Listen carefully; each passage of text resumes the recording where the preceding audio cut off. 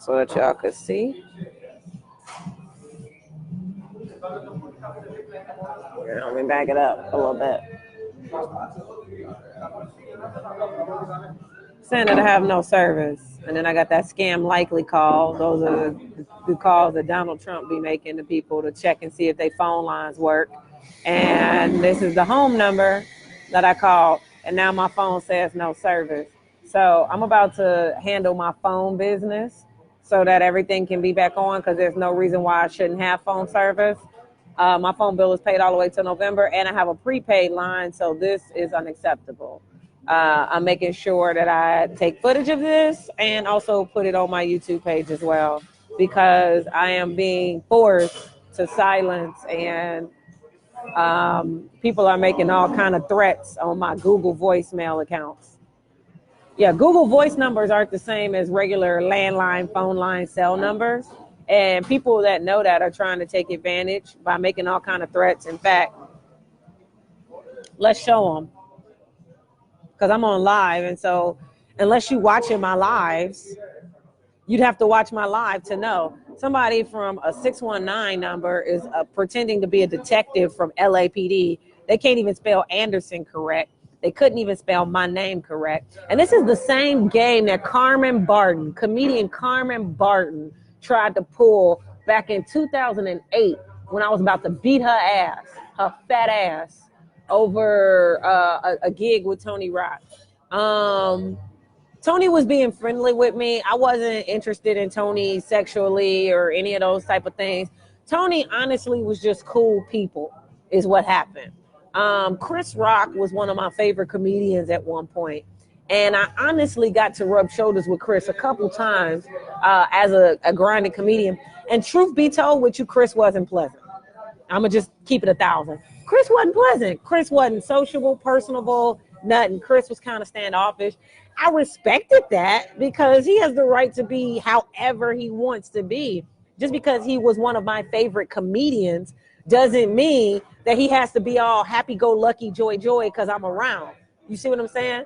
And so when I met Chris, and I've met Chris on 3 different occasions, honestly, it was always underwhelming. Always. Chris was just an asshole. Period.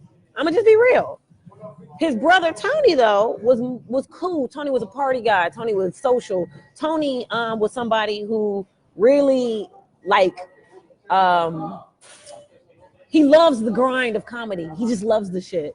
Tony really, comedy, fills him up inside. He loves to see comics grinding. He loves to see comics get in it. And he loves to see new comics, really go for it. And one of the things Tony always used to say was, man, I love comedy too, and I just want to be taken seriously. I ain't never been trying to just go off my name. I'm trying to, do my thing. And truth be told, Tony Rock freestyle is hilarious. He can just riff and shit, and that's why he hosts a lot, because he's quick. He's hilarious. And he said if Tracy Morgan never gave him a shot, then he wouldn't even, be in stand-up the way he is, just on the level he's on. It took Tracy Morgan to be like, yo, nigga, come on. So that's the Tony Rock, backdrop of all of this shit. So Pete, back in about 2007 or whatever, Carmen was trying to get a guest spot on Tony's show. And she just created this whole situation out of nothing. Tony was like, yeah, I'm always putting new comics on or whatever. And so she did that, right? And that's what it was. And I was still sitting there, and Tony was sitting there. I'm like, yo, you just be throwing comics up like that? He was like, yeah, I'm always trying to give comics a look. I was like, yo, I want a show. And he was like, okay, cool. So he put me on a show or whatever. Then Tony calls me and was like, yo, which one did you want to do, the Friday or the Saturday? I'm like, I want to do Saturday. I got to work on Friday, whatever. He was like, yo, I told homegirl that she could have that, whatever. I hit her up. And I was like, hey, Tony hit me up, asking me about, the set or whatever. He said Saturday or whatever. Are you still cool to do that, or what's going on? And she took it all the way. I don't need to speak with you. If he say I'm booked, then I'm booked. I ain't got to talk to you. I could talk to Tony and all of that. And I was like, this is way too much drama over a guest spot. It ain't that serious at all.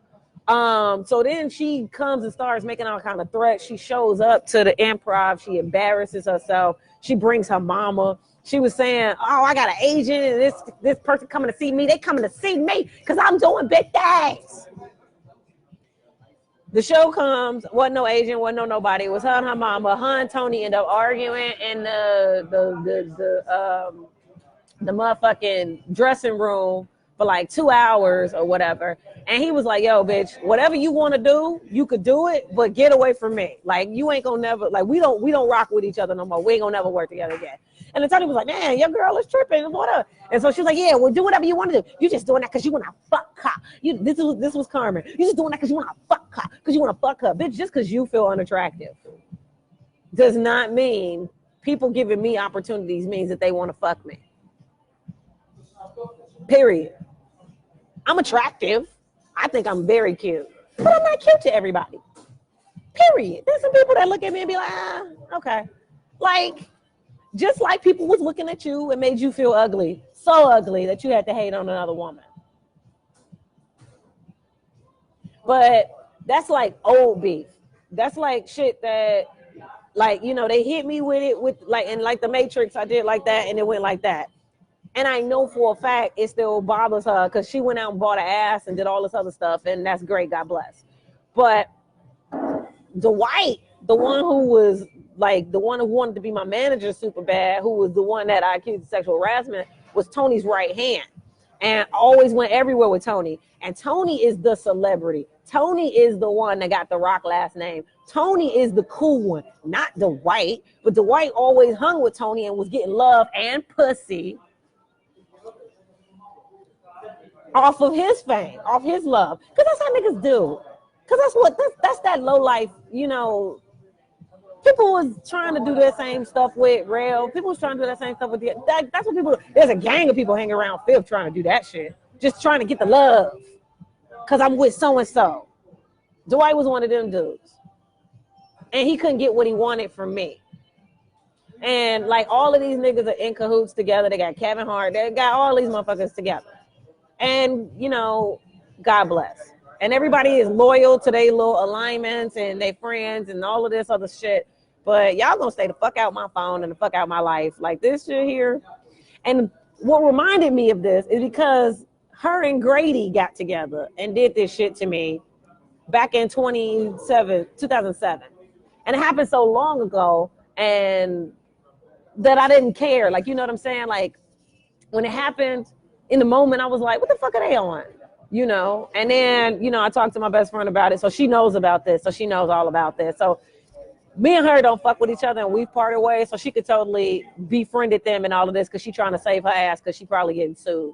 But yeah, this is what's happening.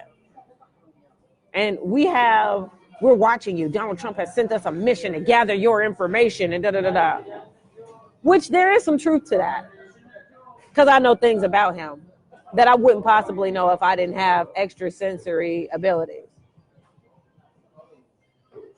So all these motherfuckers is working together. And this is why they go so hard on my social media. This is why you'll see a bunch of people following me and it's like, well, why don't y'all unfollow her? They can't. They're invested. They can't. They've taken up bets and went into debt and all kind of shit over me because I loved somebody with no strings attached. And now everybody's trying to make me feel like I'm the dumbest bitch alive for loving that nigga with no strings attached. Like, bitch, what's wrong with you? Why would you love him? Ew. No strings attached. What the fuck? Like, the nigga's ugly. The nigga's bro. He's fronting. He's in debt, bitch. You didn't know that? Do I sound like Kevin Hart when I say it? I hope so.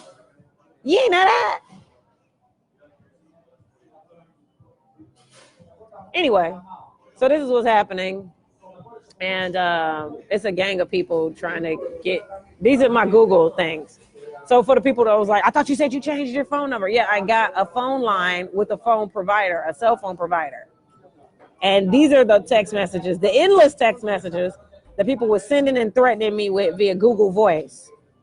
For all the 70-year-olds out there who are in politics, who are trying to frame me and frame other people because y'all don't know how the internet works, Yeah, Google Voice functions as a regular phone number until you put a block on it. So yeah, the whole time that's what I was doing. Damn.